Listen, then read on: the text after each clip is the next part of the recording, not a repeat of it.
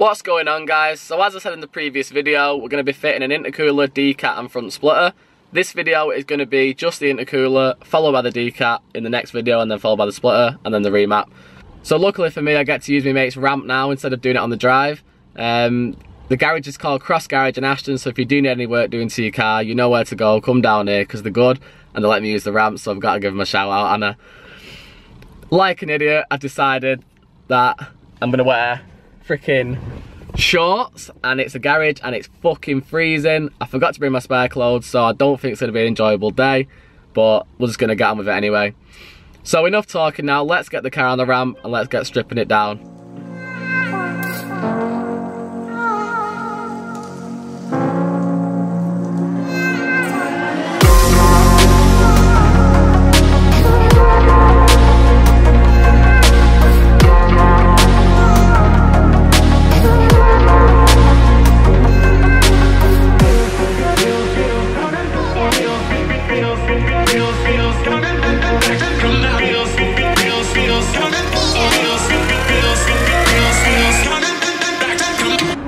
Right, so the car's in the air. First thing to do, both wheels off because they need doing anyway for the decat. And then we're gonna do a few bolts, 7-10 mils underneath. Let's get the bottom of the bumper off. So this is the intercooler we're gonna be fitting. Forge Motorsport, if it focuses. Nope, but the time is just gone 2.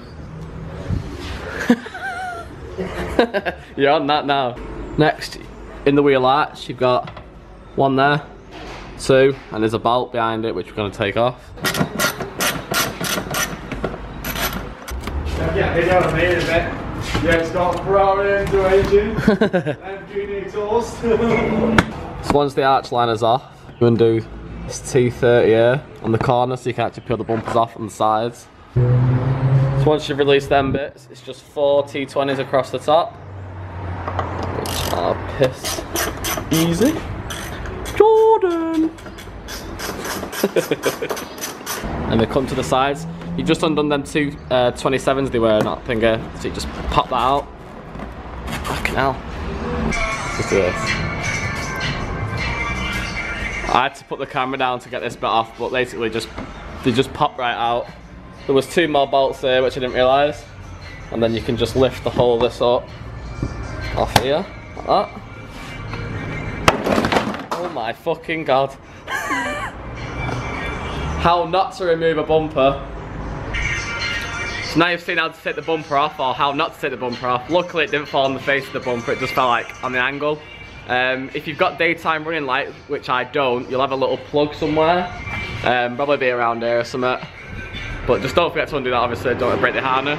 I thought that the bumper might catch obviously on the plug, but obviously I've not got DRL, so that's why. And then you just undo your coolant, your headlight washers from the pipe.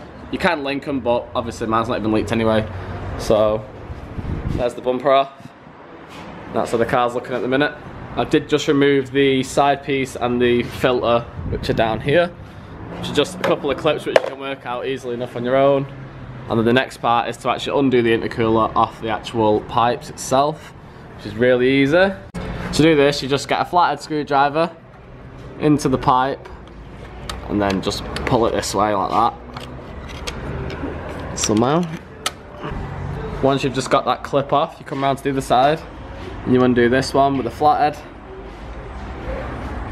And then you just pull it this way to release that clip. Just pull it down to the left, see how it just slides out like that. And then you come to the other side.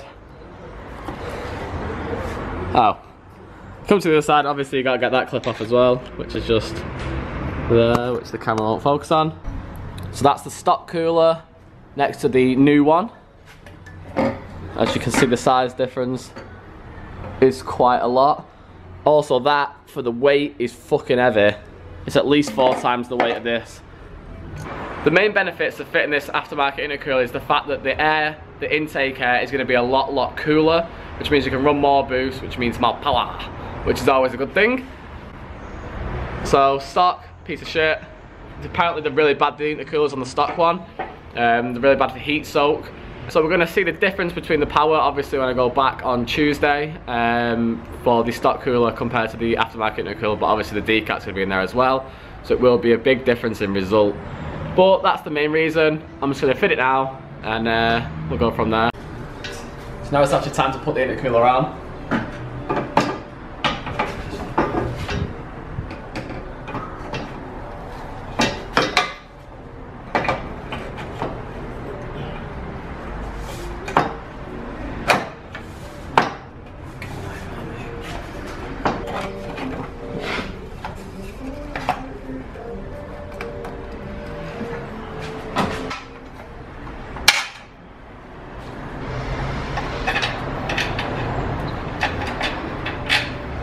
So this loom that runs across, it's got a clip on there, and a clip on there, which is what you're going to use for the brackets for the actual intercooler itself.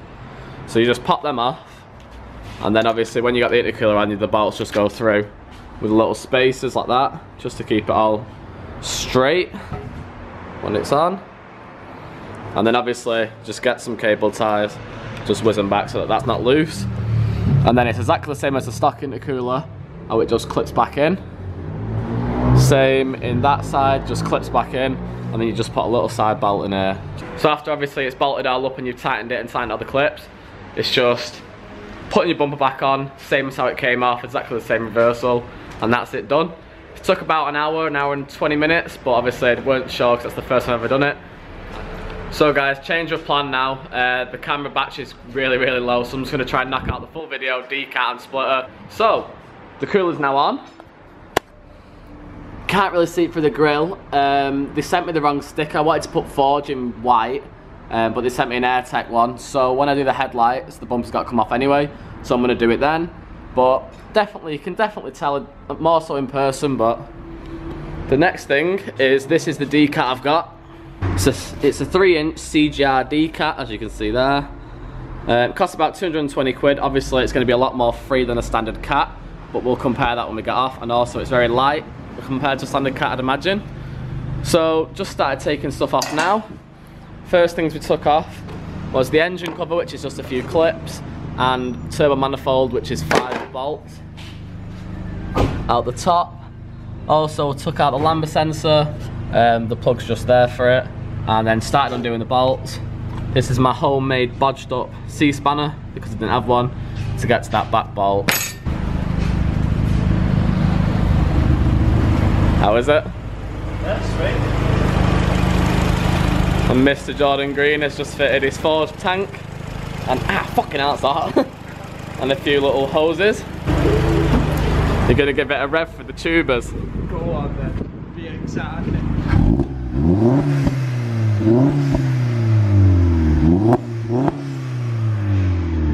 Smoke 'em. That's Jordan's VXX. What is it, 310? 310 with 350 pounds foot of torque. Thought it was 360? Right? 350. Is it? 310 brake, 350 foot-pound. We'll do a video, a little race after mine's maps again. There's not that much in it now, it does pull away a bit though. But anyway, let's carry on doing the Decat. I'm going to get this last bolt up, get it in the air, then I'll show you what we've got to undo from underneath the car. Right, so looking underneath the car, we've got to get the cat, which is right up there, blocked by all that. We're gonna have to remove this, and the drive shaft.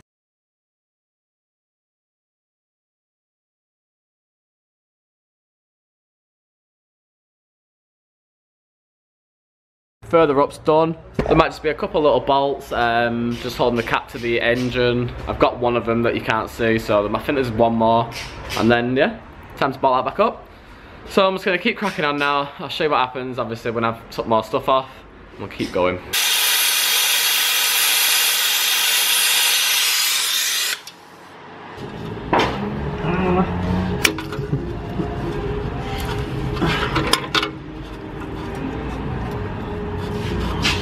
Fucking cutting off. So the standard cat is out. As you can see, no cat. Didn't have to take the shaft out, but it was a fucking cunt. Ended up doing that. Anyway, Decat going on.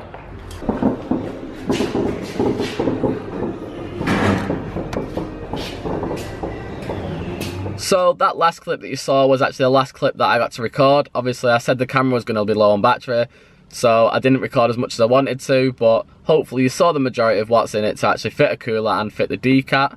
It was definitely a lot quicker to not take the shaft out and to just cut the cat, probably about half the time. I wasn't bodging it, I just wanted to go home. It didn't matter if the cat was come off in one, because it's never going to go back on, and I'd already sold it to a guy on eBay who just weighs them in anyway, so it did not matter at all if I cut it. So it's a lot quicker. The most time consuming part of it was actually just splitting the exhaust bolts. That's because we had to burn them, as you've seen, and then hacksaw them off. So that was definitely a bit of time consuming. It wasn't loads of time, but it made a big difference. If they'd have just come off, it would have been a lot quicker. So it is quite an easy job. As many people say it's not easy, but I personally think it is an easy job. Both of them was easy, the front mount especially. And the Decat, obviously, if you're not taking the shaft out. I still can't believe I dropped the bumper off the cars. I'm trying to show you how to remove it. But I'm not going to put it back on and try and edit it again and all that. I just thought I'd just get it done. So that's going to be this video over. I'm going to put a little flyby in now with the Decat noise in. Sounds 100% better. It's like, literally, I'm so happy I did it. The next video is the RS tuning remap video, where I take the car back to there for a map tweak. And in that video, I'm going to do a little competition. Not like a competition, it's more like a little giveaway. I did briefly say about it on Instagram, but I'll just explain it in the next video because it's a lot easier. So just enjoy this little flyby clip.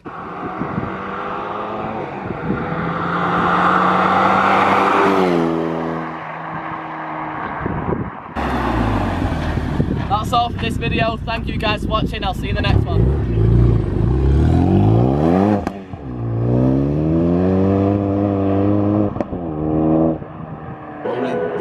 Rolling with it, I'm not mad. Rolling with it, it's all cool. Rolling with it, I know you don't fuck with the shit I do, but I still love you. Rolling with it, rolling with it.